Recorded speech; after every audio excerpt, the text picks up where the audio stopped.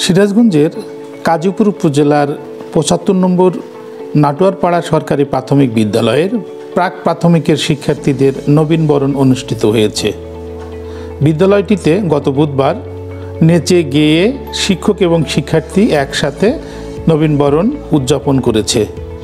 তোমাদের সামনে দিন সোনা ঝরা এগিয়ে নিও এই দেশকে তোমরা, তোমাদের সামনে দিন সোনা ঝরা এগিয়ে নিও এই দেশকে। এই উপলক্ষে বিদ্যালয়ের প্রধান শিক্ষক মনারুল ইসলাম মুক্তা নবীন শিক্ষার্থীদের কেক কেটে বরণ করে নেন। এরপরে আবৃত্তি, নানা নাচ ক্ষুদে শিক্ষার্থীদের বরণ করে নেওয়ার অন্যতম অনুষঙ্গ হিসেবে প্রদর্শিত হয়। ব্যতিক্রমী এই অনুষ্ঠানের মাধ্যমে শিক্ষার্থীদের বরণ করে নেয় খুশি শিক্ষার্থী অভিভাবকবৃন্দ। এই ধরনের অনুষ্ঠান কোমলমতি শিক্ষার্থীদের মন এবং মননে সুন্দর প্রভাব ফেলবে বলে জানিয়েছেন অভিভাবকগণ।